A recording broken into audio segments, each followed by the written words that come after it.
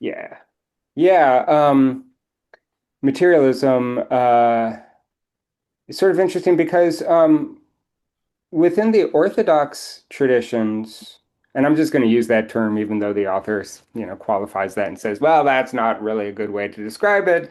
I guess the idea is that there was never a centralizing church in the way that there was with certain other religions, particularly Abrahamic religions. And so talking about it in terms of orthodoxy is a little bit strange because who says what's orthodox if it's not centralized? But the defining feature just being whether or not they accept the Vedas Yeah. as authorities. And as far as I could tell, all of the Orthodox traditions were, for one thing,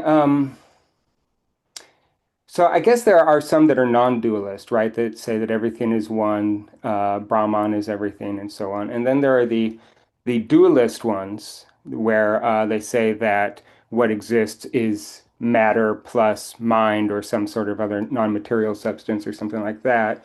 But all of them think either with the non-dualists, none of them were materialists. They were basically idealists. I mean, we're using Western terminology here, but the idea being that matter isn't real. What's real is Brahman and everything that flows out of Brahman and so on, which is, I guess, non-material. Although I'm not really sure Hmm. what the position on material existence is from those Brahmanic schools, those non-dualist schools. But otherwise, in like yoga.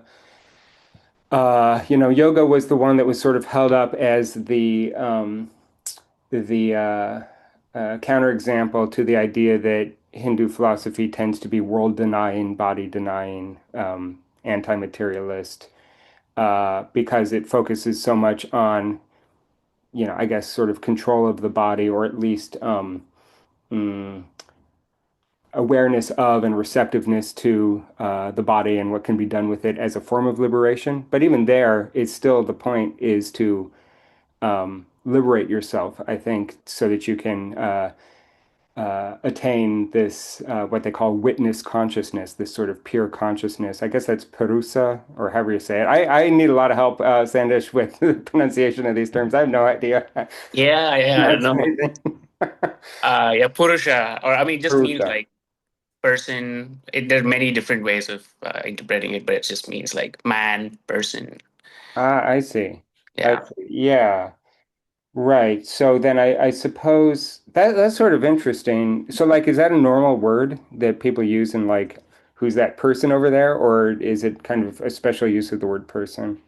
Um, they'll try to use it when they're trying to like generalize it, like up, like Purusha. Oh, so It was, like per, people yeah, are confusing. yeah, It's yeah, then you would say people, yeah, Purusha. yeah. Okay. So that's interesting. I mean, yeah, so that suggests, I mean that is actually shared with the Latin word person in the way it's used, although I suppose persona originally meant a mask. Uh-huh. And like the persona was a mask like in the theater or something. I think that's correct. Anyway, it was like a visage or a face or something Mhm. that you show.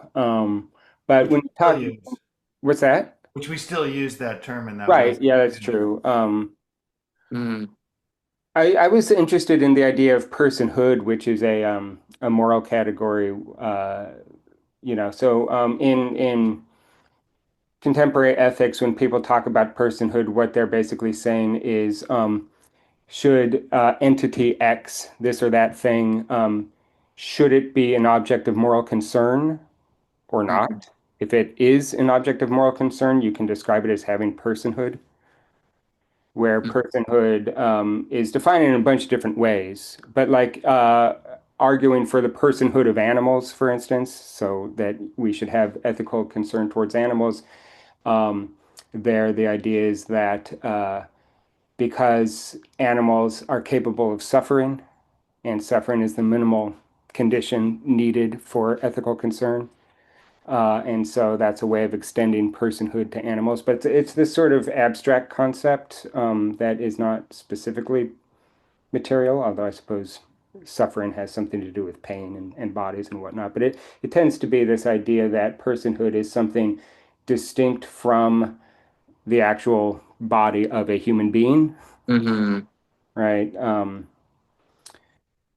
It's maybe like a legal category or a moral category or something like that. So that's Yeah. interesting to think about Purusha in that way as well.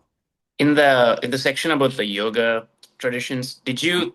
I didn't catch if they thought that the body was matter as well. That need, that's I sort think of. so because what I understand is that yoga began well, or in any case, it has a intricate relationship with Samkhya or Sankhya. How do you say Hmm. that word? And you need to pronounce all the words for it. Yeah, I think it's with an M. Yeah, Samkhya. Yeah, yeah, yeah. Samkhya, because I've seen it transliterated with N's too. But Oh, right. Yeah, yeah, yeah. so Samkhya was like, I think Samkhya was earlier than the yogic practices, if I remember correctly. And then it sort of declined in influence. But because yoga became a fairly influential practice, both in India and then obviously, in the West in the last 50 years or so, certain Samkhya principles have continued to be influential, even though Samkhya is not considered really an independent school anymore. Mhm. And Samkhya ontology is strongly dualist, right? So that there's a strong dualism between matter, prakriti or prakriti. How do you say that one? Oh, Prakriti. Yeah, Prakriti, which is matter yeah. or prime matter that is not even necessarily this or that thing, this or that material thing, but it's just like the thing that connects all material things that by which we call material objects material is prakriti. And apparently that's like set in motion or is somehow animated or energized when it comes into contact with Purusha. Is it Right. like an essence of matter? Well, prime matter is a way that both Aristotle and Thomas Aquinas describe this idea that so like in Aristotle you have for any object that exists you can give different causes. He calls it the four causes. One way of saying it is that you anything that exists you can explain in four different ways. And one of the ways that you can explain it is by virtue of its material, what it's made of, which is Okay. distinct from the form that it takes or the reason that it exists, as like the intention for it to exist or the purpose for it to exist. And it's also distinct from the normal meaning of cause that we use, which is like what sets it in motion. Mhm. So that's kind of the idea behind prime matter. I guess you could think of it as like an essential feature of material objects, right?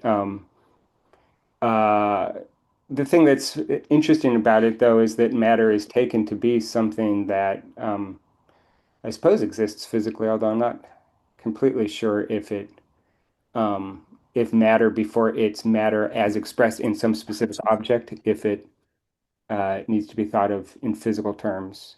I mean, I suppose that in physics, this is also a question, right? Like, from the little that I understand of physics, no one has a good theory of what matter is. It's just a sort There's of some theory level. There's some theory level to matter for sure. yeah, it's sort of this useful Theoretical. fiction to describe objects. Mhm. But then, if you want a definition for what matter is, apparently that's fairly difficult. I mean, I suppose one way of looking at it is that if you take any physical object like a table, you would think that one material property of it is that it's solid. But of course, it's not actually solid on a Right. subatomic level or even on an atomic level, on a molecular level, even really. And so, matter is complicated because it's something that underlies all physical objects, but whether it has an existence outside of just being an explanatory framework for those objects is, I guess, open to debate. Um, so, prime matter would be kind of like that, as sort of whenever you talk about an object as being material, the mode of explanation where you invoke materiality, you could describe in terms of prime matter, and I think that Prakriti is basically doing the same kind of thing here in Samkhya ontology, and that it has to come into contact with Purusha in order for it to be energized, because it's Mhm. just inert otherwise. Mhm. But Mhm. that Purusha apparently isn't actually like the efficient cause. I mean, what I took from the section on Samkhya ontology, I don't know if you've ever heard of deism. It's like a Christian theory, but basically deism is this theory that holds that God, quote unquote, created the world, but only in the following sense.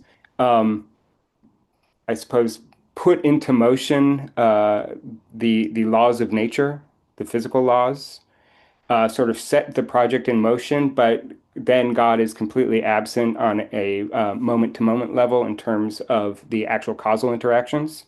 It's just Mhm. this moment of creation is, setting up the laws of nature and the initial conditions, and then it just, develops on its own from there. I think that's what's going on in Samkhya too, Yeah. right? There's another philosophy, and help me with this, Huck or Sandesh, that gives um, like every object has its own spiritual essence or uh, has a quality that Mhm. they like. That it's almost like even this pencil. I've heard. I don't remember what it is now. Do you know what does that recall? Well, what I would say from Western philosophy, that sounds most like what Aristotle has to say about substances. Okay. Um, I thought there was a like you just said deism. I thought uh there was an ism that kind of believed in that It's as a possible. That doesn't sound like any really influential theory from Western philosophy, because Western philosophy tends to be most interested in generalities. yeah. And to talk about the essence of one distinct thing is actually a contradiction in terms to a certain Yeah. extent. Like if we mean by essence is some general condition that makes a thing an example of some Ah. category, right? Then what you're doing is saying there is the essence. So like the typical Greek move, or at least the typical Platonic move would be something like, what is the essence of humanity? Or at least, yeah, I suppose really the true essence is rationality, right? But rationality in being the essence of humanity is some general condition that all humanity shares. Mhm. Every single human has that, and because they have that, they're human. That's usually the way that essence is used in at least the Greek tradition, which means that it's interested most in generality. Mhm. Um, I Anyway, I there, don't mean to there, sidetrack us. yeah, no, that's one thing that is interesting about that though has to do with what's going on in the difference between knowledge claims. Like, for instance, this is a pencil. How do you know? Well, it shares certain properties that all pencils share. Therefore, I know it's a pencil. So I appeal to generality in order to say that this is an example of a pencil. Mhm. And that would be a knowledge claim. But in aesthetic claims, when you talk about that work of art is beautiful, or that flower or whatever is beautiful, you're actually making a claim about this specific unique object. Mhm. And there I could see certain directions you could take where you could start to talk about the essence that a specific unique object has by Mhm. virtue of being the thing it is. And actually, that's closely related to all that stuff. I talked to Matt about this last week, and Sanders we read about, Hegel talking about how in Fichte, ego equals ego actually means ego ought to be equal to ego. Mm. Right? This idea that the developing of a human identity or human life or whatever is actually the search for the essence that defines you as the unique human that you are, Mhm. right? Something like that. I And think that's related to certain ways of thinking about. I am in no way an expert in any of this, so forgive No my problem. general. I like the open-ended questions because Well, because I think what I was thinking of with that was I was just making a connection possibly to the an idea in Shintoism, actually, is what I was thinking of, where they give us kind of it's a belief in nature, but also objects have a kind of a spirituality. And I don't know if that plays any role in what we were coming back to this word. I can't even remember the word now. for well, what's the English translation? Well, you were just talking about this concept that links matter, and it's an Indian I was talking term. about prime matter, but Yeah, in in, Sanskrit, apparently there's this term prakriti. that's Seems the to word. function the same way. Yeah. And I wondered if it was similar to this Shinto concept, very generalized. Uh, Well, I mean, one thing that is sort of interesting is that I'm not sure about the dualist traditions, but certainly the non-dualist traditions would hold that that kind of individualizing distinction is an illusion. uh-huh, So it would, I think, again, be self-contradictory to say, from that perspective, that if we think everything is one, uh-huh. and that distinction is just something that is false about how we see the world or how we experience the world when we're not being reflective or meditative or whatever, then it wouldn't make any sense to say that distinct individual things have their own kind of, well, as you said, essence or whatever, this idea that, that would suggest a really strong pluralism, Hmm.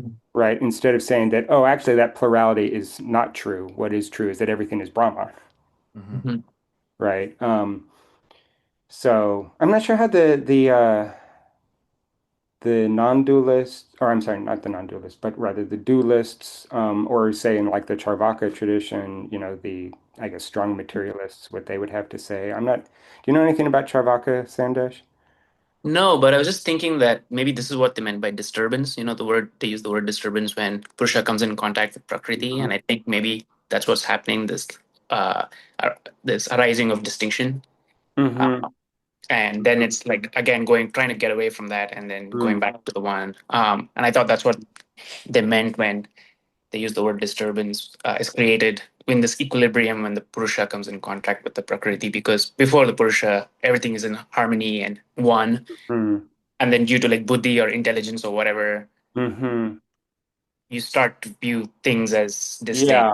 Um, Yeah, and again, unfortunately, I have to always relate what I'm reading here to the stuff I already know, which means that I tend to westernize things. Although I suppose with Schopenhauer, he was drawing all sorts of stuff from the Upanishads. But yeah, that sounds really similar to Schopenhauer's idea that from the Upanishads that to think or to know or to be conscious, aware, means already to separate into subject and object, Hmm. right? And so that would make a lot of sense, right? That intelligence as a function of yeah, I have to go back because there are so many subdivisions, and I can't remember. So right there were so Purusha separates right into three aspects. Is that correct? yeah, I have to go back and look now. yeah, Um, well, no, it says Prakriti has the three gunas, if that's how you say that word, gunas, with the uh-huh. sattva, which is the light intelligence, rajas, which is activity, and tamas, which is like inertia.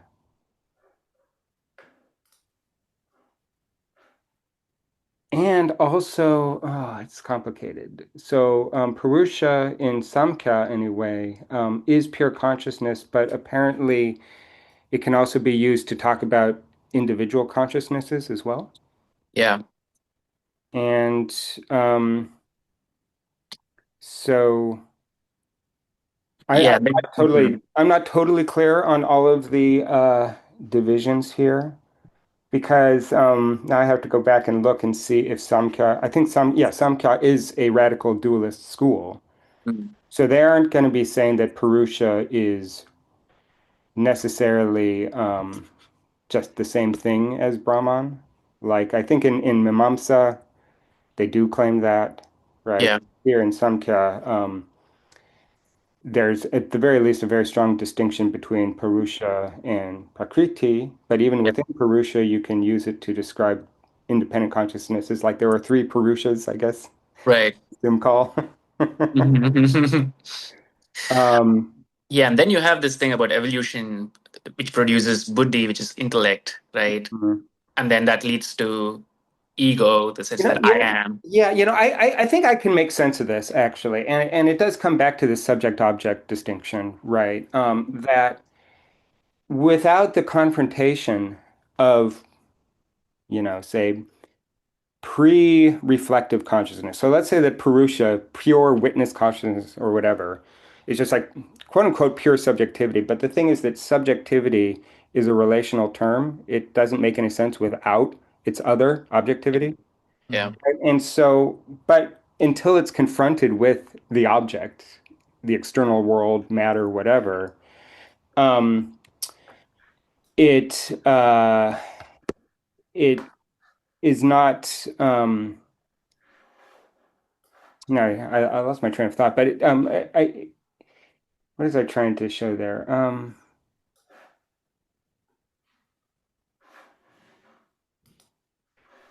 Yeah, I think what I'm trying to say is that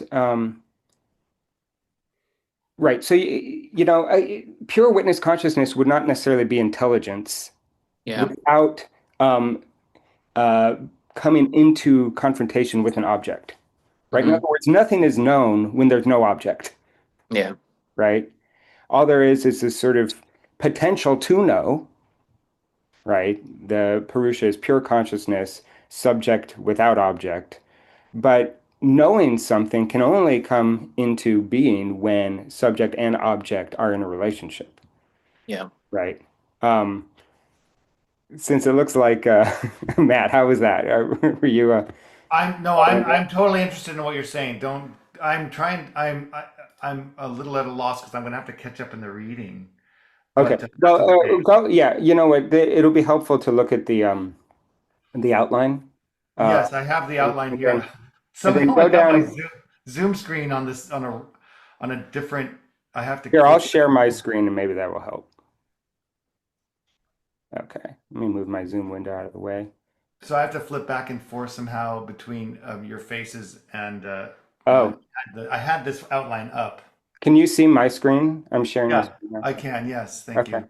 Yeah. So I'm on page 3 of the outline, and Okay, we're trying to figure out what's going on with Purusha, which is pure consciousness, but sure. apparently intelligence is something that is a function of the evolution of matter, of Prakriti, right? And I'm not sure if this would work in all interpretations, but one way of kind of making sense of that is this idea that, to know something means that you have a distinction between subject and object, the knowing faculty, that which can know, and Sure, the thing that is known, the object, right? sure, And so that means that intelligence, understood as knowledge here, requires the object here understood as matter or prakriti or whatever. So that when it's just pure consciousness, without anything that it is coming into contact with or anything that it is distinct from, matter, prakriti, object, then you don't have intelligence, you don't have knowledge. All you sure. have is the potential for knowledge, but there's nothing to be known. Right. No, I followed all that when you said that Yeah. before too. Okay. Yeah, thank you though. Yeah. So I think that that's what's going on with sattva here, Hmm. probably. At least that makes sense. Yeah. But it's also kind of interesting because then prakriti, I mean, the thing is that with those traditions that talk about subject and object, which is mostly like 18th century, 19th century, and later Western traditions, usually you get subject and object independently of matter, right? Like if you think about your own thinking, then you have subject and object, Hmm. right? But here it seems like Prakriti understood as matter, even if a kind of general or abstract kind of matter is implicated in knowing, so that you can't have just sort of pure mind that divides itself into subject and object. Mind, Purusha, has to come into contact with reality, the Yeah. real world, matter, Prakriti. Mhm. Um, if that's correct, then that's a pretty interesting distinction. And then Rajas is, I suppose, that aspect of matter that we normally think of when we talk about physics or something, the fact that matter then either divides or comes into interactions, physical interactions, or this kind of thing.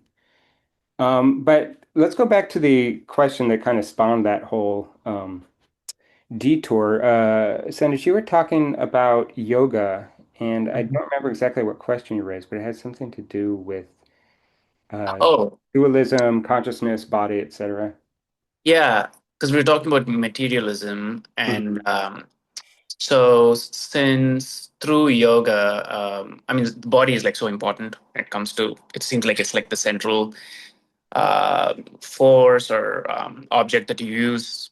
I'm already saying object, but in order to like liberate oneself from the material world and reach like the sort of pure consciousness. So Mhm. my question was, since it's so important to the philosophy, would they still view the body also as an illusion? Because matter is illusory or whatever, like Maya. Um, Is that correct? Because I know there are some schools that reject the Maya doctrine. Are you familiar with that, Matthew? No, Matt? what's the Maya doctrine? The Maya doctrine is like the veil of illusion. So, like when I was saying that if you accept that all is one, everything is Mhm. Brahman, Sure. then how do you explain that there are three of us here and I'm looking at a tree and a dog and all this Right. distinction out there? The fast answer, I think there's more of a justification, there's a more rational answer than this, but the quick answer is that, oh, that's an illusion. That's Maya. Sure. Maya is that illusion that makes us see the world in terms of distinct objects. Right. And you're asking whether the body is Maya as Well, and that's the thing. practice. Yeah, I need to figure out because there are certain, like for instance, in the Vaisashika, is that how you say this? uh-huh. Vaisashika Yeah. and Nyaya, which Nyaya is the one tradition that everybody's talking about now in the philosophy world. Like there are a lot of books that are coming out on logic and epistemology and Nyaya, but they both reject Maya. They Mhm. both are pretty strong realist doctrines. And I don't know what the case is with Samkhya and yoga, if they're, with respect to the question of realism or anti-realism and perception and objects and all this kind of stuff. Because that would be important. Like if they reject the Maya doctrine, then they wouldn't necessarily think that the body is an illusion. Yeah. Right. And I'm tempted. I don't have enough information in my outline here. I'm tempted to think that there's at least a hint that just because they're dualists, that they don't think that matter is an illusion. In Mm. other words, if your ontology holds that there are two fundamental kinds of thing, spirit and bodies, or spirit and matter, then matter is not an illusion. Matter is fundamental. Mm. Right. But I'm not sure what they have to say about the Maya doctrine and illusion. Yeah. My guess is that in yogic practice, it's not so much about taking the body to be an illusion. It's more a matter of not being a servant to the body, but also Hmm. taking the body to be real. Hmm. Right. And maybe in not being a servant to the body, it's a way of bringing um, body back to its kind of fundamental status in Prakriti as part of the twin foundation of reality, Purusha and Prakriti. What I mean by that is simply that it's a way of treating Prakriti not as kind of deterministic, not as something that forces us to act in certain ways like any other animal, but Hmm. rather seeing that there is a way in which the body can actually um, create a sense of enlightenment or create a sense of awareness, even freedom understood. I mean, there's almost like a Kantian dimension to this, right? To a certain extent, it's a little bit different because like Kant basically just talks about bodies as being things that determine our action. Like you're hungry, so you act in this way. You know, you whatever want to make love, so you act in this way, and so on. But it seems like in yoga, what they're trying to do is open up a kind of normative dimension, a kind of I'll explain what normative means in a second, Matt, but they're trying to open up a normative dimension in materiality itself. Like there is a way to be in the body that is not deterministic, but that is a vehicle of freedom. Mhm. Is it clear what I'm saying? Yeah, it is clear. To me, it seems. I mean, I'm a complete outsider and new at all of this, but it seems to me my impression is that they're always trying to transcend the body to get to something higher. You know, this other Yeah. word, Yeah. this other original one. You know, that's broad. What's the word? In I don't have. Purusha, probably. Yeah, Or the word above your screen here. Yeah, yeah, Purusha. Purusha. Yeah, Yeah. Yeah. exactly. Like they're always trying to transcend that Hmm. to get to. It seems many practices are trying to do that. That's my impression. You I think know. you're correct. Yeah, yeah. Yes, I remember reading that kind of the idea through yogic practices is to isolate pure consciousness. Mhm. In other words, to achieve a sort of, you could almost say like a non-objective consciousness. In other words, like one way of describing non-objective consciousness is to do something that a lot of traditions in Western philosophy deny the possibility of, namely have awareness of nothing, Uh-huh. right? Like there's a tradition expressed in many different ways, but most notably from like the end of the 19th through the 20th century, this idea that you can never think nothing. Hmm. Whenever you think, you always have an object of thought. And it seems like in meditation, where you try to transcend the Yeah. object that is just the vehicle, just the sort of Yes. impetus Yes.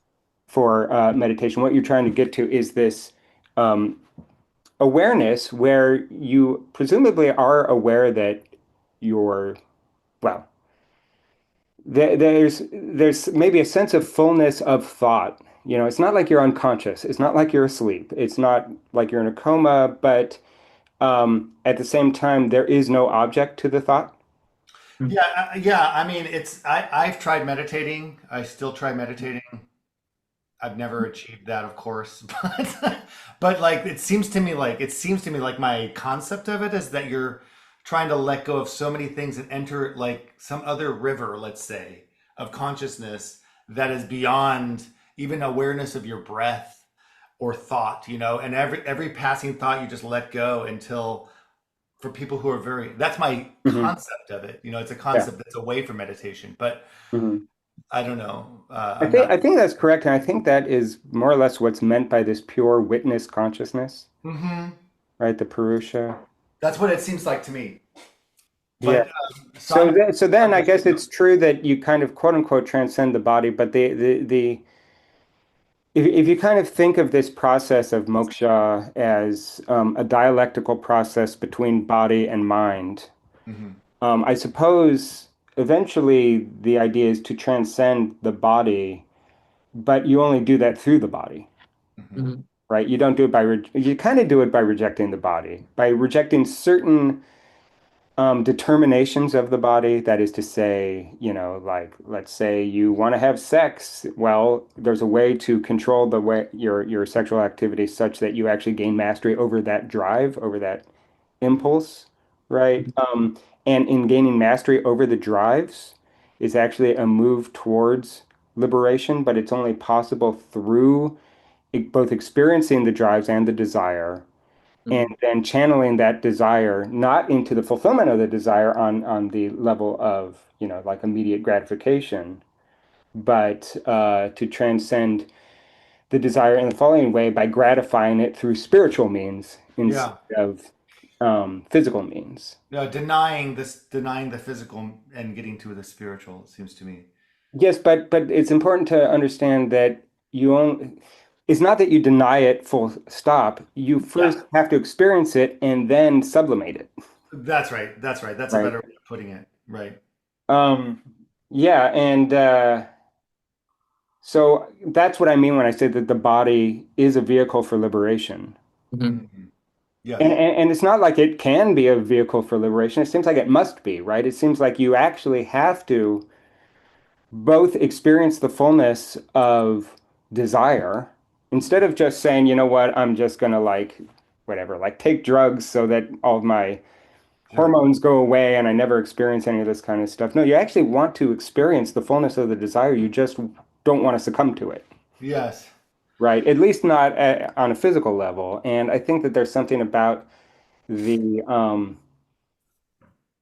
the agitation that actually at a certain point becomes um I don't know how I to get what you're describe it. I saying. mean, illuminated is what the word that was in my mind, but it's this sort of sense of being so overwhelmed with physical sensation, physical impulse, something like this, that but without gratifying it, that you become somehow you just enter into a sort of different relationship to those impulses that actually seems kind of similar to that flow of consciousness without an object, right? It's like maybe I can explain it this way. Like if you think of the object of a desire to be the gratification of that desire, say in physical terms, like I'm hungry, so the object of my desire is that hamburger over there that I'm going to eat, right?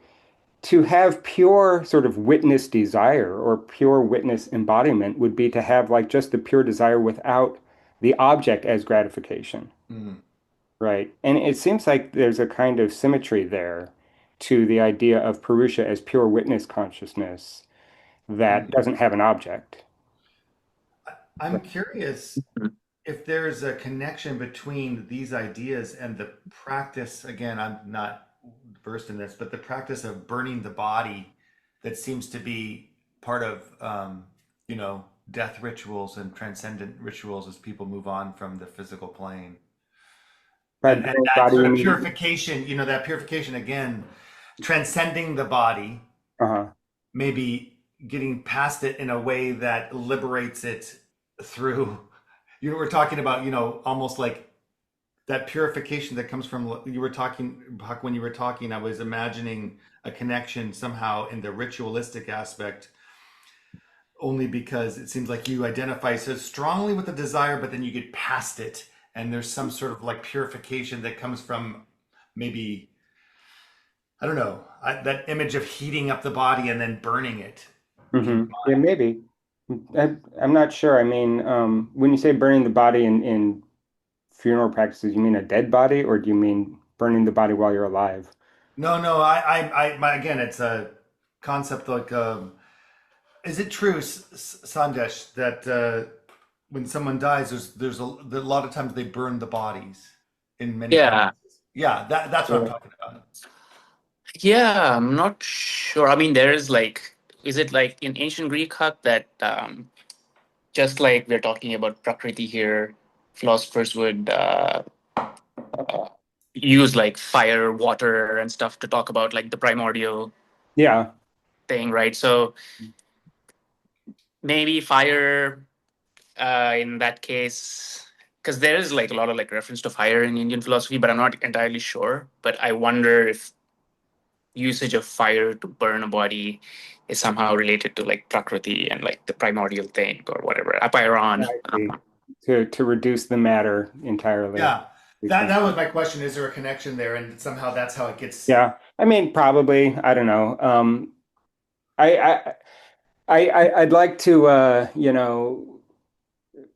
don't know enough about funeral practices and if they're the same in different traditions, Sure. and so I suppose that, even just burial has that kind of, aspect as well, dust to dust, etc. Mhm. Uh, but I think that the big difference here is that in yoga, this sort of self-abnegation is only possible if there is um, the experience of the abnegation, right? Yeah, right. Like, yeah. I Um, get that. Yeah, that's good. I suppose there are a bunch of different things. So I was really focusing on, I think, niyama mostly, which is, this sort of self-discipline of mental and physical purity. I suppose there's also the uh, pranayama, right? Hmm. Right. So prana was the kind of principle of life, right, which we could think of as drives, maybe, or I was describing it with the language of determination or something, perhaps, although I think that determination is too negative a concept, too pejorative a concept. But drive as a sort of something that's definitive of life, that life has this kind of purposiveness to it, right? It's driven to do things, certain kinds of things in the world, but then to bring that under control uh, is this sort of self-abnegation, right? They were talking in the book about like the tantric versions of this, where like you Yeah. you do your stuff and then, but Yeah. you don't finish, I Yeah. guess, Yeah. which sounded kind of horrible for both parties. Yeah.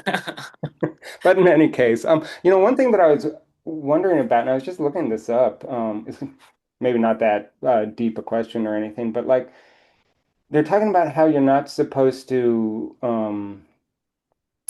dilute your vital fluids, vital, prana and all this kind of stuff. And it described blood as one of these Mhm. vital fluids. And then I was wondering, like, what would the doctrine on, say, like donating blood be, or Yeah. you know, fighting in a war or something like that? Or needing a blood transfusion if you believe that. And then I Right? went online. I was trying to find some information, and everybody was saying, no, it's fine. You can donate blood, but Yeah. I wonder how strict that doctrine has been in the past. And Uh-huh. they're like fundamentalists, like yoga fundamentalists that think it's um, that you're diluting your prana by donating blood, for instance. Yeah. Um, Sort of interesting. But in any case, I mean, there are all these eight limbs, right? So it's not just that sort of self-abnegation where you sort of feel you try to, I suppose, intensify um, the sensations of the body in order to transcend them. There's all this other stuff with like the various types of meditation. Dharana, number Uh, six. I'm yeah. not sure how to say that. Dharana. Does that sound? Yeah. Yeah, that sounds right. Tarana, yeah. So that's the meditation on an object, which could be, Mhm. I guess, like a physical object, like a figurine, or a word or mantra, or some kind of pattern, like a mandala, Yeah. um, which is then, I suppose, transcended by uh, the next one. Dhyana. How do you say this one? Number seven. Oh, Dhyana? Dhyana. Dhyana, right? Yeah. So that's meditative insight into the nature of the object. Mm. Then you sort of try to transcend even having any object whatsoever. Number seven's kind of interesting. Yeah. It reminds me a little bit, Sandesh, since you spent some time with this, on what Bergson has to say about, I think he calls it intellectual sympathy. Yeah. Remember, this kind of entering into the nature of the object. And from what I understand, you've done that kind of practice yourself Yeah. in time. You have any insight into that? Yeah. So I mean, yeah, I was just thinking about Heidegger's example of using a hammer. Hmm. And then, in the activity, you kind of are not aware of like all the properties of the hammer, Hmm. right? And a hammer as an object, but you're sort of one with the hammer, and it's mostly about the activity. But you're still using the object, right? So even like meditation, you're using the mind and the body, Hmm. like you do with the hammer. But at some point, uh, you are not aware of the properties of the mind and the body, right? And it's Mhm. just in the activity of meditation or whatever. So maybe that's sort of like the route towards pure consciousness Well, where, that's interesting. So by that, do you mean that you kind of get hyper aware of everything that you just normally don't notice in your body and in your thought, or do you mean something different?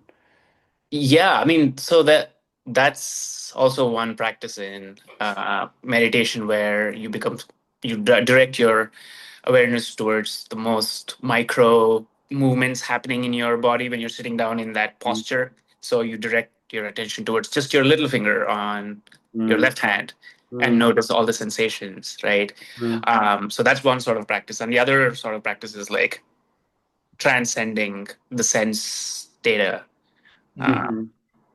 Mm-hmm. and There's a concept called flow state that Mm-hmm. people talk about in our Western world, you know, whether you're in music or you're in sports and that kind of thing, where you're not so concentrated on all the little particularities of maybe how to move through that activity, but you're like again transcended somehow. You're in the flow of it. Is that a little bit like that, Sandesh?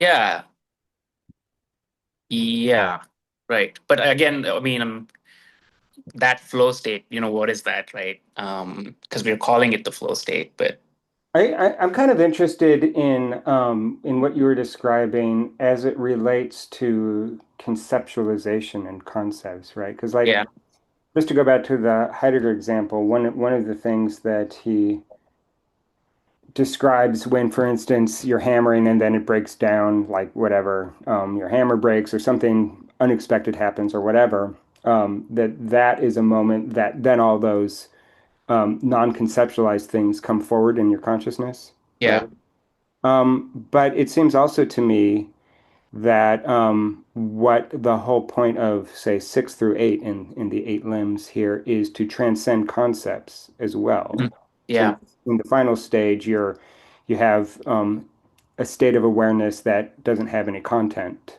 at least conceptual content. And so I was just sort of wondering, like,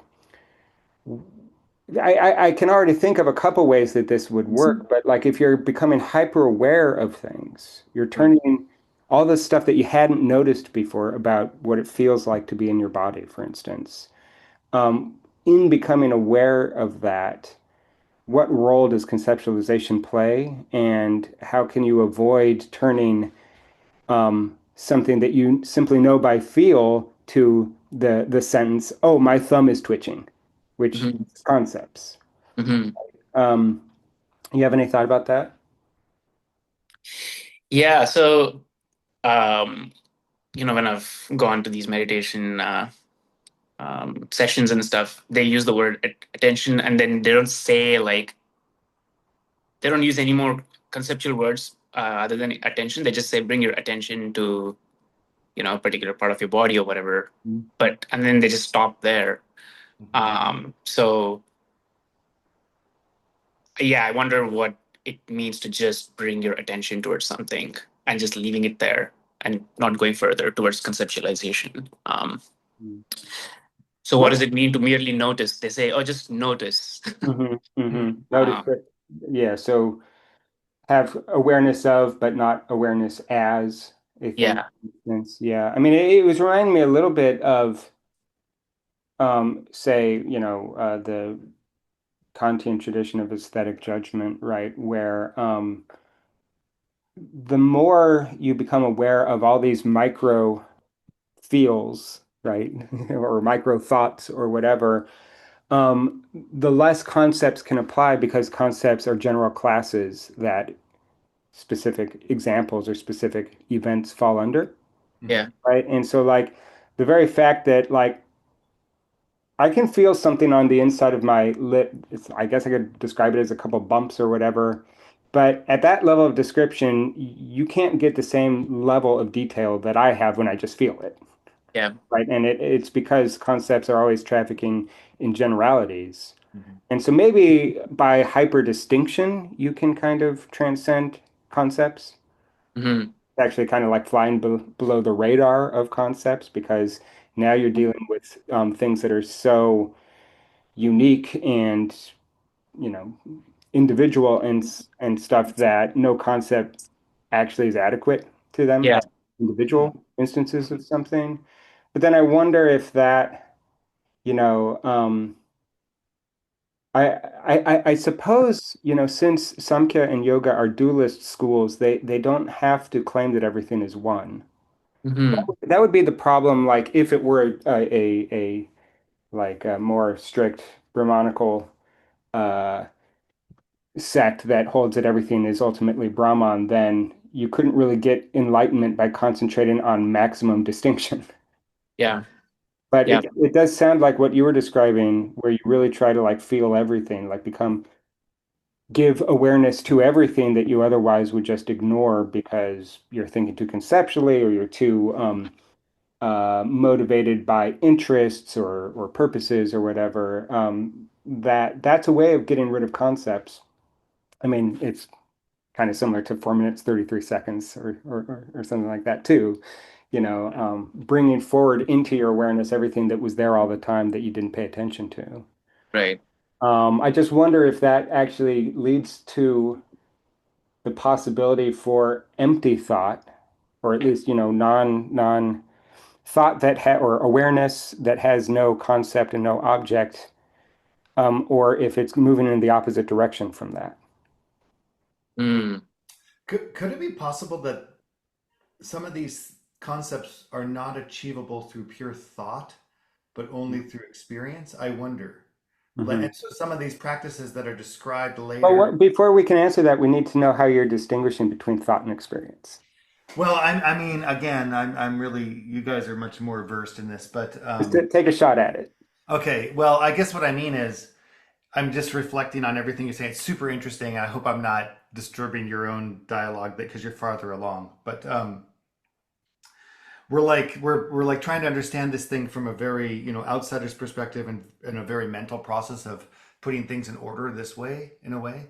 And I wonder if some of these teachings, some of these practices that have been going on for centuries, I take it, um, have been handed down through experience and then Mhm. described, and it's hard to go up and really get our bearings on what this means. May I submit that maybe the distinction you're drawing here, because it sounds like you said a couple things. So there's one distinction between thought and experience, but then there's also what you described, the sort of history of transmission of these ideas or Yeah. practices. In fact, maybe practices is a better word than ideas.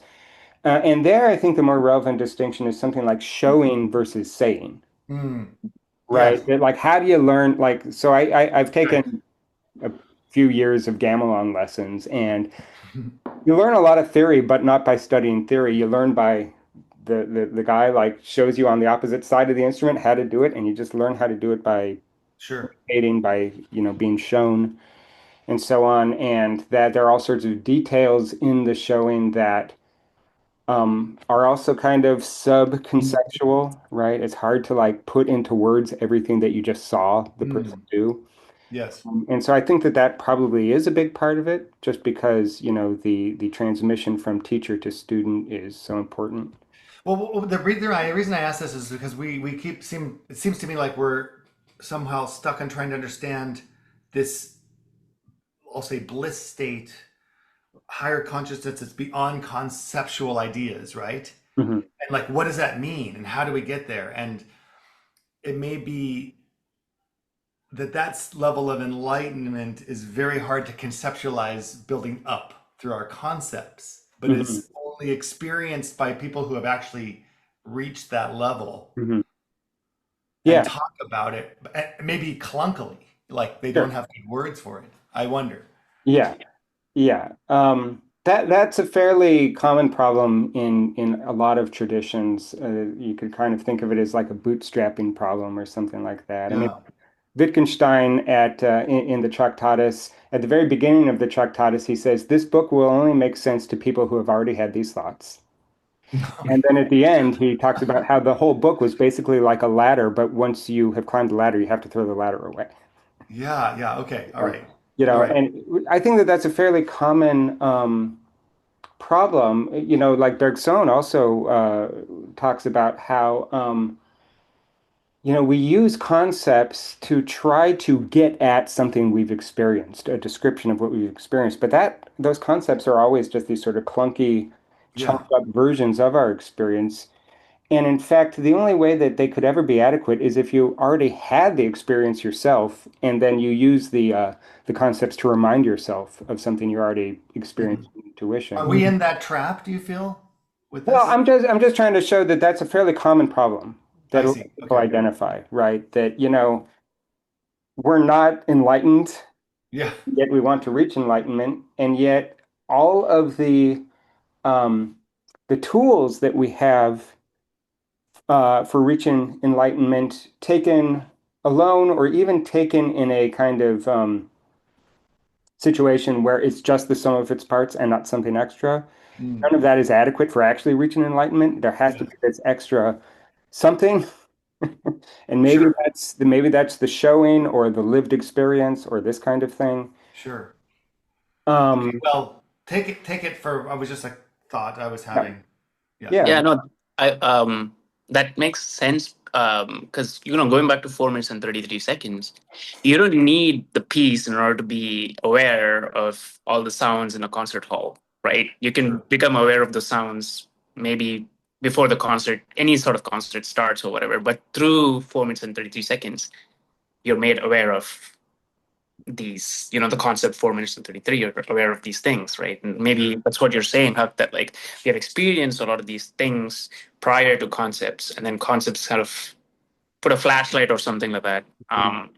hmm I think it's interesting also just because we're talking about this stuff from a philosophical point of view, we're privileging terms like ideas and concepts and so on. But I think thinking of 4 minutes, 33 seconds as a practice and I mean, concerts are sets of practices, right? I mean, 4 minutes, 33 seconds taps into the fact that there is such a thing as concert practices, concert etiquette, and there's a sort of ritualistic aspect to Sure. concerts and so on. And that's what it's tapping into to make us aware of those sounds Sure. that we could be aware of if we didn't go through the process, but we aren't without Yeah, performing the ritual, even alone in our room. We still have to perform the ritual of 4 minutes, 33 seconds. In other words, that means we have to put ourselves in the right kind of frame of mind in order to experience them.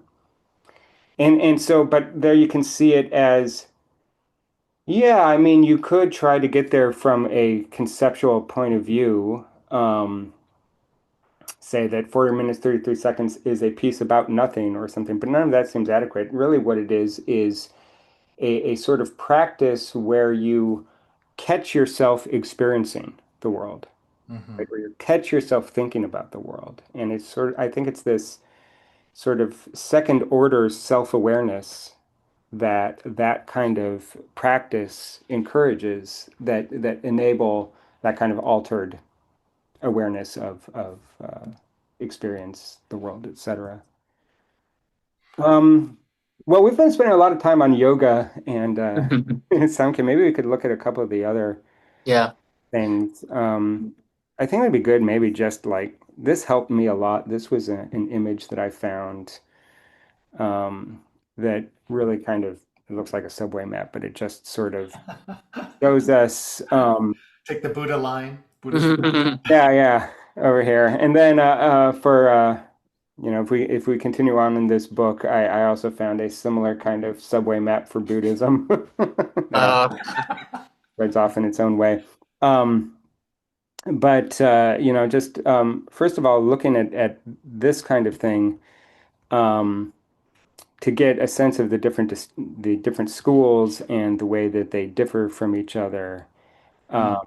and to remember that these things are in pairs, right? So like yeah, Samkhya and yoga are a pair, Oh. Yaya and Vaiseshika are a pair. So this is kind of like the logical, Mm. epistemological schools, which Ah. is probably why in Western philosophy people are talking a lot about them. Yes, yeah. it seems most. Um, Yeah. and these were the more traditional schools, I suppose, because they're kind of fundamentalist about the Vedas. Sure. Um, and then Sankhya and Yoga, I think is kind of interesting because they kind of seem like they're in between. a little bit, that they're a Yeah. little philosophical, a little bit about practice, Yeah. ritual, and so on as well. And so, that gave me a good overview. The other thing that is mentioned in this chapter, which I guess is not part of the normal, categories of Orthodox schools, is Bartahari Oh and yeah.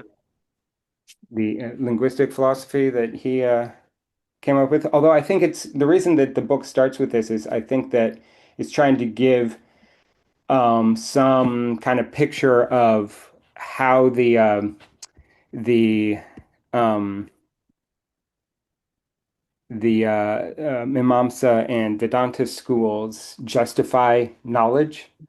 So one thing that's an important concern that we haven't talked about at all in these six schools is this idea of pramana, right? Which is modes of justification, I guess, right? Or modes of how you know things.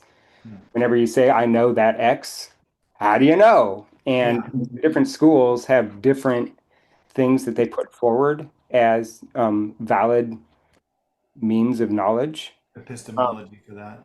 yeah, so I put that in each of the sections. The basic ones are we know by perception, inference, testimony when somebody tells us something and we take them to be an authority. Uh, Then some people add other things by comparing objects by implication. Hmm. I'm not sure what the difference between implication and inference is here. These are all later additions and so on. But one of the things that's interesting about the schools that take the Vedas as the sole authority, I guess that's Mimamsa and the Vedanta schools, is that they have a really interesting view of the relationship between language and reality. In Huh. other words, Sanskrit and reality. Do you remember any of that, or are you familiar with any of that, Sandesh, and want to? Yeah, no, I thought it was really. I don't know if you got a chance to see that video of the chanting. I did. Yeah, Yeah, um, really funky. yeah, The melody is funky. It's like I used to go to a Buddhist temple and we did some chants sometime, and I've always loved how like bluesy the chanting. It's like ba na na na mo ya na na na na na na na yeah, ya na na na na. I love it. um, Put a beat under that, man. yeah, yeah. I'm sorry. Go ahead. Oh no, because yeah, thinking about language as sort of like the thing from which the universe came into being, and right, and then thinking of the Vedas that way, Mm, um, languages being like the primary source, and then in learning the Vedas, we discover things about the universe, mm, right, and not the other way around. Um, and also, they talk about how um, in the rhythm of the Vedas, you also discover the rhythm of the universe or something like that. And I was thinking about also activity and practice and with the yoga, and then how Are, we are, don't are you just able to expand that at all? What is meant by rhythm, both of the universe and of, say, I guess Sanskrit, um, and like so when I was reading this chapter, probably this author, and then also my understanding of what this author was saying was heavily influenced by logic and Western philosophy and so on. And so like um, what I took it to mean when it's claimed that the structure of Sanskrit just is the structure of reality, yeah, is that there's something about the grammatical or logical structure of it. But then the problem with that, of course, is that every language has grammatical structure. So what is it about Sanskrit in particular that yeah, is privileged? And so it Well, can't that's what they just mean. be the nature of grammar, or maybe it can. I don't know. Maybe there's something specific about Sanskrit grammar that no other language has. I mean, actually, just to fill Matt in on some of the conversations we've had this idea before, like when we were talking about Hegel and writing in German, and the fact that Yeah. you could think of language as making use of universal logical operations or universal logical forms. But then it just so happens that every language has certain words Mm, that mean certain things and have a certain history that is more descriptive than just the abstract logical forms. mhm, mhm. The example that we had here with Hegel, Matt, was these guys are talking about judgment as one way that you know something. I judge this Mhm. that tree to be green, right? For Right. instance. Now, in German, the word judgment is Urteil, which literally translates to primordial division. Oh, And it's just something about the German language that just happens to have that in its etymology that Latin-based languages, English or whatever, that use judgment, which comes from the concept law, mhm. like Right. fixed, eternally fixed. Um, that is not encoded in Denoted. judgment. Yeah. And so from a certain perspective, even though we could say that you make judgments in German or you make judgments in English, they're not the same thing. Right. There's something Right. Hard to privileged, translate. according to Hegel anyway, there's something privileged about German for that Well, and reason. I would think that when they said that that's written in the Sanskrit and that is the rhythm and all of that, the language of the universe, that's what they knew. I mean, were they aware of all these other languages and how they work at this level that you're talking about now? I mean, that was their reality, right? Sanskrit. Yeah, I don't know. Do you have any insight into that, Sandesh? No, I don't actually. I mean, I would think that you would think, um, I don't know, like that your language is like the best or something, and Hmm. um, yeah, I feel like if you're aware of other languages, you would probably not consider them if you want to say Sanskrit is the language of the universe or whatever. Yeah. It's just Bhartahari is quite late, right? Now, of course, the Mimamsa traditions and the Vedas themselves are quite early by several thousand years, I guess, or a few thousand years. Bhartahari is writing in the 6th or 7th century AD. Oh. So he would certainly have come into contact with other languages, probably. Um, but he may also just be kind of reiterating this doctrine of Sanskrit as literally the perfect language. Apparently, that's what Sanskrit literally means, perfected or refined or something like this. But Yeah. but what I would want to know, because you look at I agree that everybody is kind of biased towards what their own backgrounds or what they're familiar with or whatever.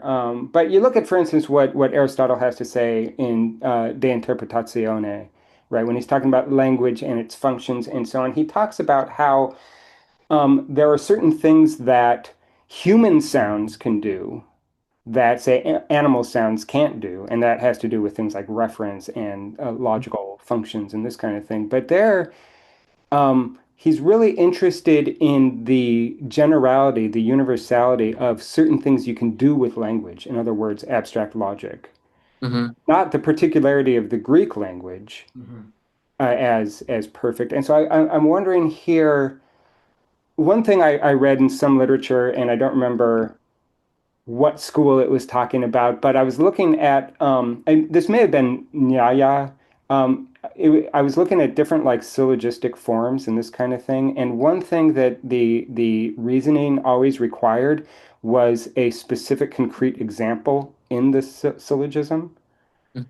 And so you kind of reason both abstractly, but then always you have to ground that in a concrete example.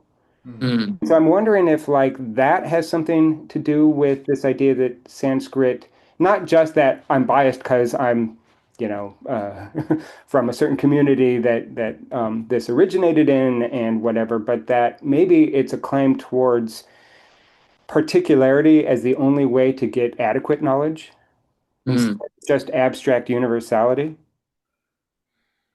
Uh, Uh-huh. I'm wondering about that, and I wish I knew more about Sanskrit because then I would Yeah. want to know like. Is it just pure dogma because the Vedas are written in Sanskrit and they're holy, so therefore. But the thing is, What's interesting about the doctrine on the Vedas, at least in Mimamsa and I think Vedanta too, is that it's not that somebody wrote, even a god wrote the Vedanta or wrote the Vedas in Sanskrit. Sanskrit created the Vedas. Yeah. Oh, really? Yeah. Yeah, it's authorless. Yeah, it's authorless, exactly. And so it's this idea that the universe itself is the Sanskrit language. That's so interesting. Well, and I read later on in your outline here that there was no punctuation, Yeah. and it made me remember when I took a religions course many years ago in my 20s that Aramaic also had no punctuation, and that all of the punctuation was overlaid later.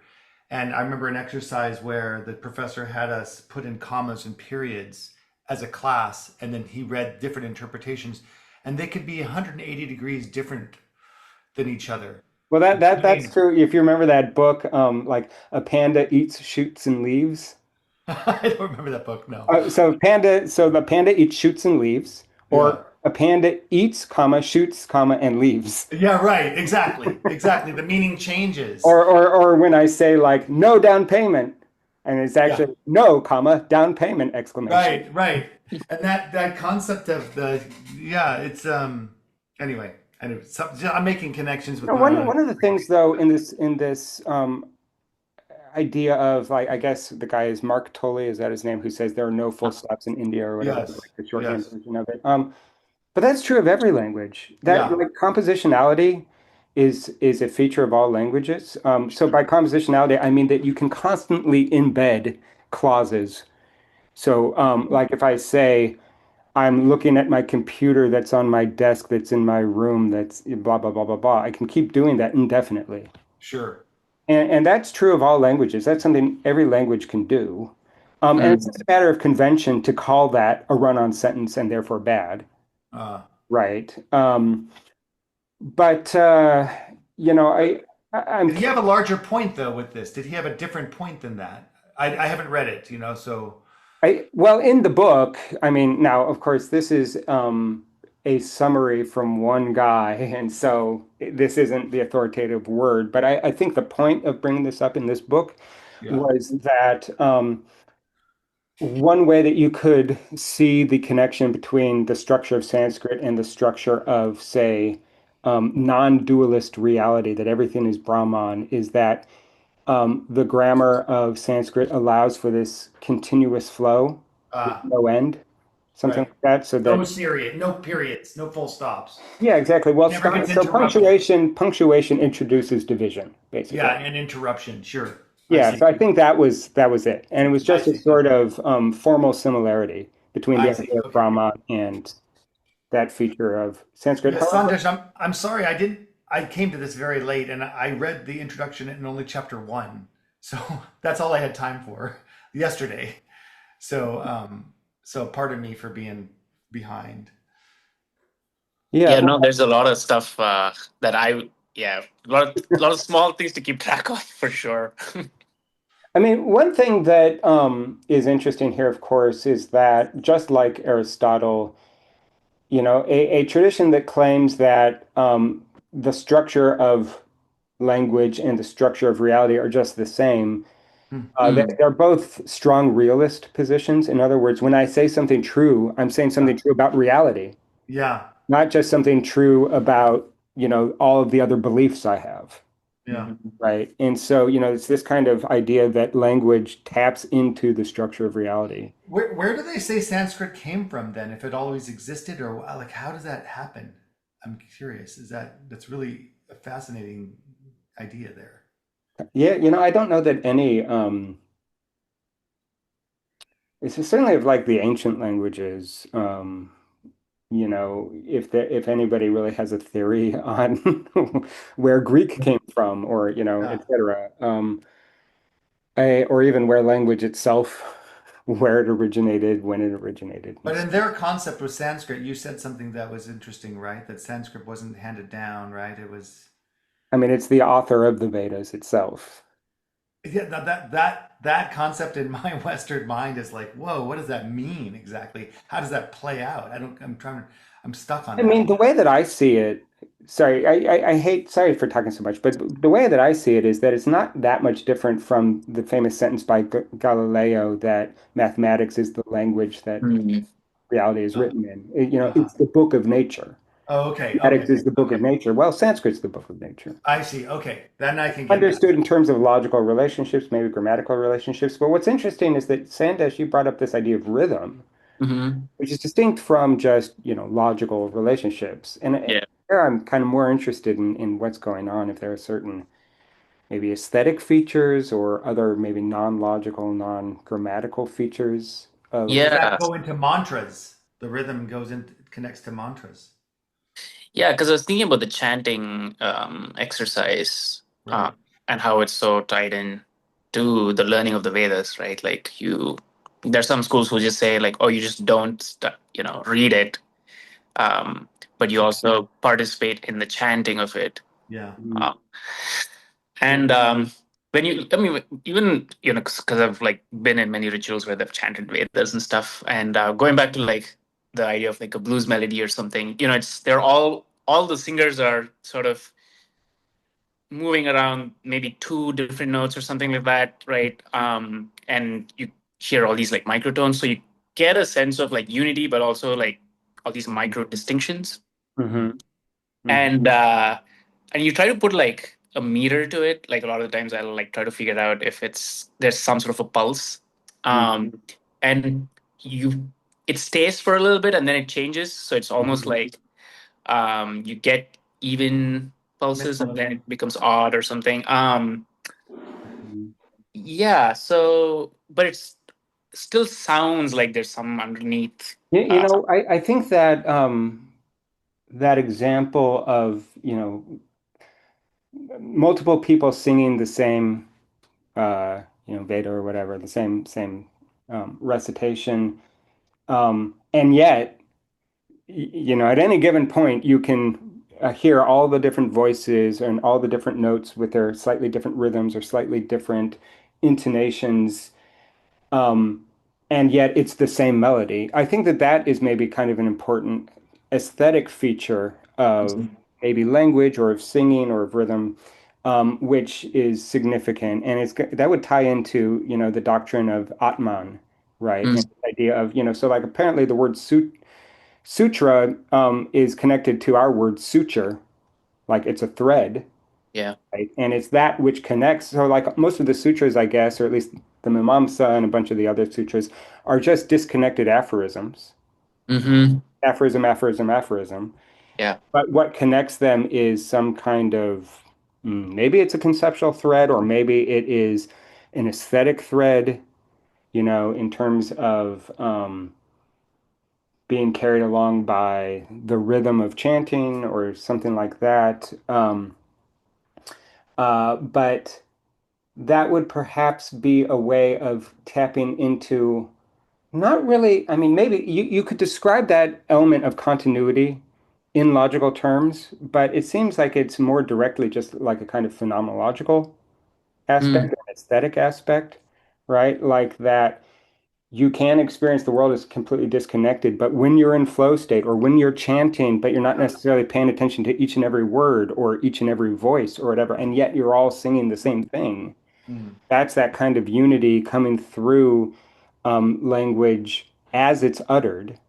Like yeah. when you say it, it takes place in time and takes place with different phonemes and so on, but those phonemes all sort of flow into each other Mm. and Right. so on. And so from a fairly superficial perspective, you can think about it as just a bunch of different sounds that different people are making. But if it makes sense at all to talk about it as being the same sutra or the same melody that Mm. everybody's singing, then that ties you into the structure of reality as well in a way that's not directly about logical functions or this kind of thing. And it's more, it seems like it's more about rhythm than even melody, right? I mean, because it's really based on syllables of the words in Mm. Sanskrit. Is that true? So rhythm would be primary, which a lot of times it is, right? Yeah, I don't think they pick a key or like, I don't even think they're thinking of like a melody per se. Yeah. Mhm. I think the melody arises from like you're saying, from the language itself, A or collection of syllables. Yeah. yeah, Stresses. and yeah, I don't yeah, know. So I have done a little of that in a Buddhist context, and of course, the language was I wasn't fluent in the language, so maybe that was the problem. But it wasn't always obvious at first if the note was going to go up or down. yeah, yeah, You know? yeah. Um, yeah. I think that the rhythm also tends to be fairly like so there are two different ways to talk about rhythm. One is in terms of like note by note rhythm. Is it an eighth note, a quarter, quarter eighth, or is it all eighths or whatever? The other way to think about rhythm is in terms of kind of like phrase groupings, Sure. right? It does seem to me that in the first understanding of rhythm, it's really, really uniform, right? It's like it's all the same rhythm. There isn't it? It's never like da da da da da da da da da. It's always da da da da da da da da da da da da. Right? Am Oh, I it wrong doesn't, and about it that? doesn't pair up with the natural stresses of the language and unstresses, or Well, I'm does not that? saying that. Uh, What might still pair up is if the note goes up or down or whatever. uh, But most of the time, it seems like it's all just this kind of flow of a single single rhythmic division. Like it's all eighths or it's all quarters, uh-huh, uh-huh, something uh-huh. like that. Right. Maybe But I'm there wrong. are stresses within that of like, there are stresses that based on the stresses of the actual language as people would normally speak it. What's your experience with that, Sandesh? I'm just I remembering back to doing some Buddhist chanting. yeah, It was I always think like ba ba ba ba ba ba ba ba ba y- ba ba ba ba. It's always like that. yeah, no, I think with the Vedas, it's a lot more aperiodic Uh-huh, I see. and more complex, I think, because I don't know. My mom, when she was here visiting over the summer, she would play it in the mornings, and I would drink coffee on the dining table and try to like put a beat to it or something, and Mhm. it's super aperiodic. Well, But is the underlying rhythm aperiodic, or is it the grouping of like, where the notes change, or like what's is it um, periodic in both senses? yeah. So what I mean by that is, yeah, I think you'll hear certain repetitions with the phrases, and then there'll be like a tag or something in the end which will like throw off the evenness. Mm-hmm.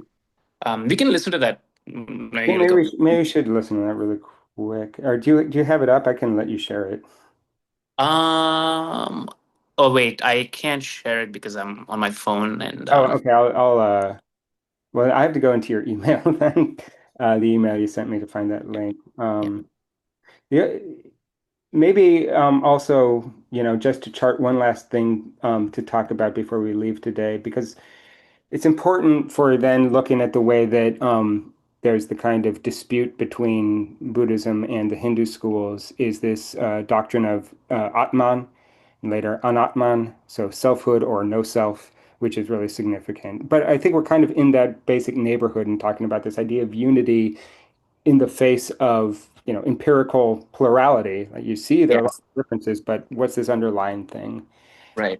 But let's listen to that the thing. It was like 2 hours long, right? Yeah. Yeah. Video you sent. So let's see if I can find it. This is what your mom was listening to, Sandesh? There you go. Yeah, she plays it like very various versions of this like pretty much every day. Does she At follow a I'm gonna certain? share Okay, go ahead. a second. श्रीगुरुभ्यो नमः Hari I forget how to share sound through my computer through Zoom. I think there's usually a box you have to I connect. know that used to be the case, but I don't see that box anymore. Oh, I okay. think they changed it around. Um, Maybe is it automatic? Is that the Maybe it's automatic now. It would be nice if they. Oh, here it is. I found it. It's just in a different place. Okay, here we go. All right, here's that video. oh. Om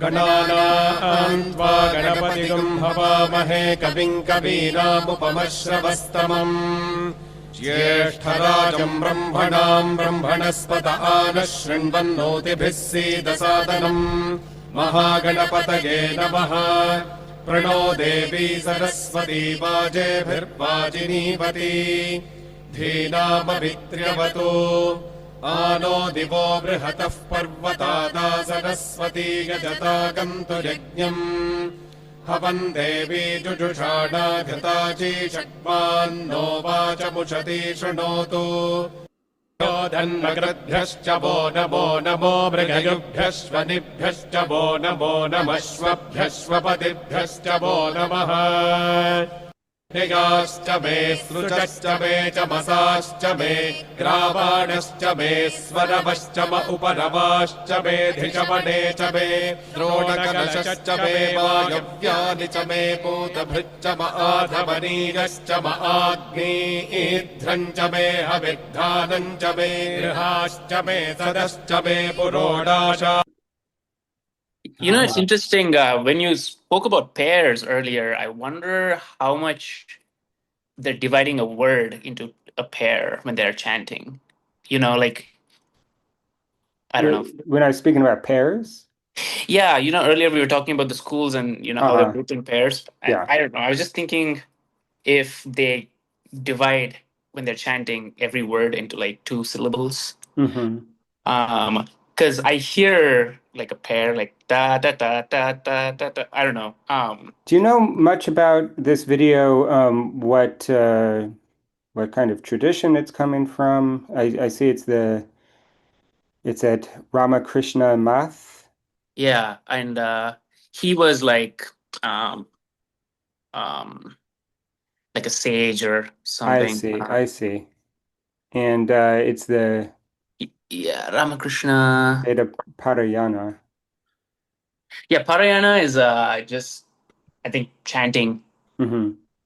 Um, yeah, it's just I think Veda chanting at the particular religious space. Mm-hmm. Um, It definitely did repeat some sort of melodic ideas, but the rhythm would change, right? And it seemed like they all knew what it was. They weren't guessing. They all kind of worked Yeah. together, as you were saying, Huck. And it's interesting which vowels, a lot of ahs were, and some O's sometimes, but a lot of ahs and sometimes ms or like closed mouth consonants would be elongated. But they all knew it through practicing, I guess, again and again, repetition. yeah, There's no notation for this. There's no like musical notation like no, okay. yeah, It did also seem like there were kind of rhythmic patterns. So it wasn't all the same division, but there was yeah, a lot of da da da da da da Yeah, da yeah, sure. da da Short and da. long. But yeah, yeah, short, long. Although it wasn't always short, long, short, long, short, long. Sometimes there were two shorts or whatever, So Yeah. da da da da da da da da dee, da dee, da da. right, So it sounds really syncopated. yeah, It was cool. I really liked it. Yeah. Um, so that's sort of interesting. I don't know really what to make of that. I also don't know, um, we're kind of covering 3 to 4 thousand years of tradition here. So like I don't know if one, there's like the different schools and whatever, but then there's also like even within one school, would they have done it the same way 3,000 years ago? I guess maybe with Mimamsa, kind of the strict Mimamsa tradition, since they're so focused on maintaining the rituals, that probably wouldn't change much. Although I don't know, maybe it'd be interesting to look at Telephone research over about three that. thousand years. yeah, Yeah, so especially if it's not notated, I mean, Yeah. it's a little hard to assess that, but yeah. yeah. Well, we should maybe, before we wrap up, talk a little bit about the theory of selfhood, the theory of continuity, just because it's a really important thing that distinguishes these schools from the Buddhist schools. And what I gather is, a lot of the more philosophical elements from these schools. First of all, they were developed as actual, just sort of practical suggestions or practical rules on how to debate well, but Mhm. not just debating well understood in terms of winning debates, but Hmm. rather debating well means also debating fairly. Mm. And one of the things that Vaisashika and Yaya and a few of the other schools, this author specifically points out is that a fairly typical thing that you would do is spend the first half of your writing just presenting the Other argument that you're side. going to, yeah, Yeah. the argument you're going to reject. Right. I remember reading that. Yeah. Yeah, that's a fairly important aspect in Western philosophy too. Sometimes it's called the principle of charity. The idea Mm. that if you're going to present a an argument that rejects something, you always have to present the thing you're rejecting as fairly as possible, I because wish our otherwise, Congress did that. what's that? You I wish wish our Congress did that? politics would do that more. I know. It's kind of anti-political in a way, in the Yeah. sense of it's more about fairness than winning. Yeah. Yeah.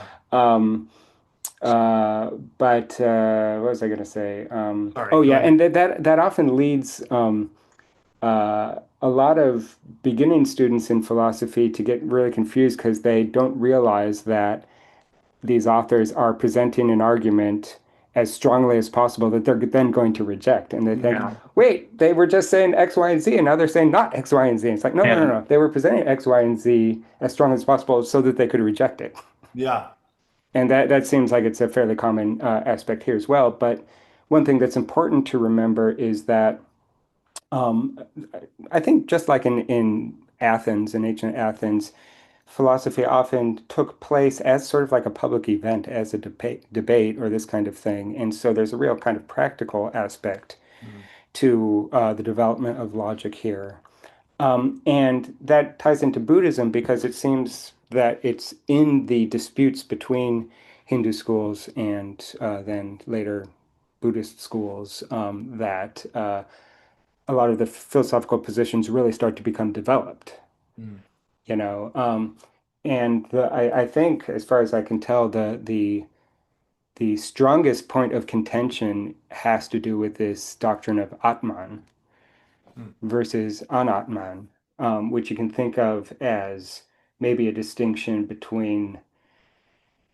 I mean, it doesn't correspond exactly to like materialism and idealism or materialism and spirituality. So, Hmm. but it's kind of like that to a certain extent, right? I mean, this doctrine of Atman being that what is in some sense most fundamental to the person is the way in which their selfhood partakes in the unity of Brahman, for instance, right? That uh, both the doctrine of Brahman and the doctrine of Atman both hold that despite all of the division and difference and plurality that we see around us, everything is ultimately continuous, everything is ultimately one. There is this strong sense of continuity that underlies change. Hmm. And that is a position that's rejected by the Buddhist schools. Uh, and it's interesting because it's one of these things where, it's also a position that is shared with most of Western philosophy, this idea that what is ultimate is continuity. Hmm. So like actually, Aristotle's definition of substance is that which persists through change. And from that, you can actually infer that without substance, you don't have change. That change is parasitic on substance, understood in the following way. In order to say X is changing, you have to have an X that can accept the change. Otherwise, it's just Mhm. completely chaotic, unrelated, flows of sensation or whatever. But that's not change. That's Mm. just maybe activity. But Right. change means X goes there's to change. something that is changing, Right. Hmm. right? And so then it's interesting. Maybe next week we could talk about what's going on in the Buddhist position on anatman, no self, if it can overcome that problem. That in order to say everything is change, the only thing that's true is change, for that to even be coherent at all, you have to accept that there's some underlying continuity. Mm. Maybe there's a way that the Anatman doctrine can overcome that by, if we look a little bit more closely and precisely at what is being claimed in the no self doctrine. I think that Mhm. maybe there's a more nuanced position that one could take, but What chapter is that you guys? so we just read chapter 3, and that Okay. was kind of like the big map of all the Orthodox Hindu schools. The next chapter is on Buddhism, and it's Okay. another one of these kind of like, here's a lot of detail. Okay. I think that the philosophy really only starts in chapter 5, and Uh, that's where like each chapter has like a different heading: ontology, epistemology, Okay. etc. But the way this book is organized is it's like, okay, here's one set of schools, Yeah. say Hindu Orthodox schools. Here's another set of schools, Buddhist schools, and then it's like, how do these Concept. debates between these two schools shed light on these different philosophical Yeah. concepts? Right. That's how he Right. organizes it. I like the author. I mean, I like the way I like reading it. I mean, it's good. It's clear, but it's sophisticated. I mean, Hmm. I think he's good. I'm going to be going to London next spring, and if I get really into this, I might check this guy out and try to look him up. Yeah, I'm not sure where He's in London. I looked it is he up. in London oh, now? is he? Yeah. Yeah, he's in London now. I just looked up his name. Where does he currently teach? Hmm. Mm. Seems like continuity and some sort of a monism need to go hand in hand, Hmm. right? Yeah. Because we're talking about Prakriti or even just like fire or whatever, right? Hmm. There is the thing, but that also facilitates change or continuity. Hmm. Hmm. I don't think you can have a pluralistic primordial matter Mm. because that would lead to Yeah. chaos. Yeah, yeah, yeah. No, no. I, I think I see what you're saying with that. So we want to ask, is reality ultimately one, or is reality ultimately plural, more than one? Mhm. And it does seem that if reality is ultimately more than one, then you're saying that there is no possibility for continuity between the more than one, Yeah. right? Unless you can somehow get to some To one. lower, more fundamental level where all that seeming plurality is actually one. Yeah. Um, and it's sort of interesting with these non-dualist, no, then I keep saying that. No, it's the non-dualist schools where that's fairly obvious, right? They're the ones that hold that either Atman, self, and Brahman really are just one thing, or maybe Atman is like a division of Brahman, but ultimately Brahman is one. But if you look at, the schools of Samkhya and Yoga, there it's a little bit less clear what their relationship to Atman is, if they really are this kind of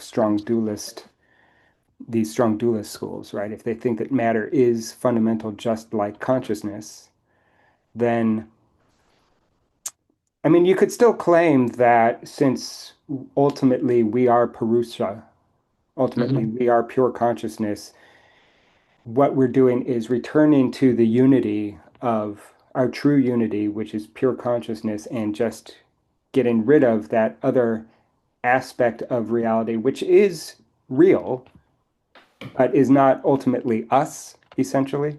It's an Mhm. illusion of some sorts. Well, not that the division itself is an illusion. It could be that the division is real, that matter and consciousness are not the same thing Okay. fundamentally, Hmm. but we are ultimately consciousness and not matter. Okay. Could claim something like that. What's kind of interesting about that, though, is that if that's the case, and I'm just kind of speculating, but if that's the case, then one of the things that's interesting is that if you have to go through the body in these various sorts of practices, yoga practices, in order to reach full consciousness, pure consciousness, then you actually have to become more sort of unified or more aware of your body in order to get rid of it. Mhm. So there's a sort of, maybe kind of intellect or a dialectical process there. And actually, you know what that reminded me of? Somewhere on my outline, I talked about Ralph Waldo Emerson, who was highly influenced by certain strands of Hinduism, although I'm not sure exactly which strands uh, in particular. But he has this famous essay called Nature, where he does the following thing. He talks about going out into nature, going out into the world, and that creates in him this sort of meditative, contemplative attitude where he then goes within himself and sort of meditates internally. And through this process of internal meditation becomes what he calls the transparent eyeball that just sort of sees the entirety. Mhm. And there's a kind of similar process because what's going on is he's going out into Mhm. nature. Yeah. That kind of engenders this introspection, which then sees a higher order kind of outside Mhm. the entirety. And so you could look at the relationship between consciousness and the body in yoga in the same kind of way, right? You first have to go out into the body and really experience it in its fullness, such that it makes you aware of your own relationship to your body so that you can transcend it Yeah. all and This become gets back to that earlier part of our pure conversation you were consciousness. talking Yeah. about. Absolutely. Yeah, that's Yeah. an interesting way to think about it, I think. Yeah. Mhm. Yeah. Somehow how you transcend it, but you have to Hmm. fully experience it, fully embrace it. Hmm. Right. Right. Yeah. Mhm. Yeah. But I'm also sort of curious about Atman because very often, like, 20-year-old social justice warriors in college will talk about how terrible Western culture is because it's all self-centered, like all Western philosophy comes from this belief in a self or this kind of thing. I wonder the extent to which that's ever a concept in, say, like Mhm. Indian culture, because it seems like, at least with, all these strands of Hinduism, they all really have this doctrine of Atman. Yeah. And are there people that claim, oh, see, that's why we're all self-centered, or is that like, There is I read this kind of like I don't know, popular um book called Geography of Thought, I think it was called, Mhm, where the author claimed that uh, the West is more individualistic and the East is more like community based mhm, in just their like social practices um, and whatnot. And I wonder, I mean, this is a generalization, but yeah, I wonder if they think of the self as like a general self, like Purusha, mhm. as opposed to, Maybe so. I mean, I don't yeah. Well, there is the in Samkhya this idea that Purusha has multiple instances, right? Actually, it turns out in Western philosophy too, outside of a few thinkers, most people think that selfhood has this kind of relational aspect to it, right? It's just sort of interesting that, very often when people talk about, the individualistic nature of, um, say, American society or Western society or whatever, they very often appeal to the history of theories of selfhood. hmm. And so, I think it's interesting because it does seem like many of the aspects of the theory of Atman are shared with people like Aristotle, for instance, that it's really just this aspect of continuity through change that is what one could mean at a very general level by selfhood. And I'm not sure that there's necessarily much of an idea of where one takes the idea of selfhood to be the thing that unites. Well, no, that's not true. At least in 19th century German philosophy, that's a fairly common thing and actually that's what Eric or Ralph Waldo Emerson is also doing too. He's like, having this very self-centered kind of meditation that then connects him to the universal. So that's fairly common. And in Plato as well, there's this idea that the structure of the soul and the status of the soul matches the structure and status of the state, so Hmm. that a just society needs to have people with just souls, Hmm. Hmm. you know. So there is that sort of connection as well. But I was just sort of curious on like on just a kind of like day-to-day level Hmm. in say like Indian universities, if you have 20-year-olds who make that same sort of claim, or if they take it in a different direction or something. Yeah. Yeah, I don't know. Well, and westernization is another thing. I mean, Yeah. the whole world, right? The modern world, the internet, and just Mm, exposure to different cultures and thinking. Hmm. It's hard yeah. to have clear lines around all these experiences too, right? Hmm. Yeah. Yeah. And even if you're going to look at like 17th century America, I don't know that you would necessarily describe that as individualistic in the same sense that you mean when you're looking at Silicon Valley or something, you know? Yeah. Yeah, yeah, yeah. Well, and all these layer. My wife is from Taiwan, Sandesh, so Uh-huh. I'm a little bit more experienced with being over in Asia Yeah. because of that.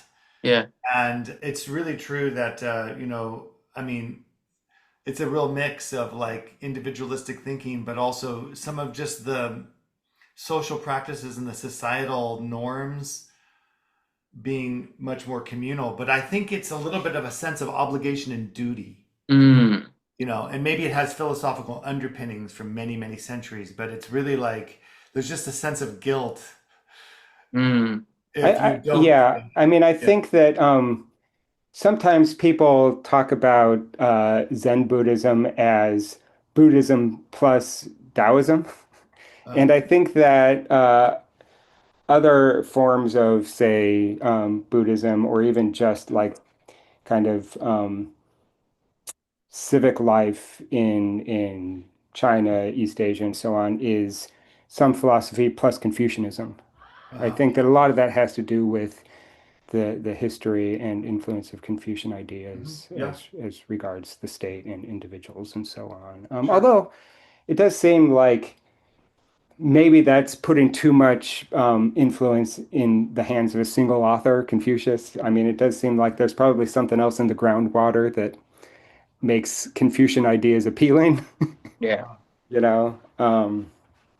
But yeah, yeah, it's one of these things where it's always tempting to point to a particular intellectual tradition and say, "Oh, that's why this society is this way." Yeah. But let's just usually, simplify. it's more accurate to just see intellectual traditions as one more expression of the same basic social preferences, Uh-huh. right?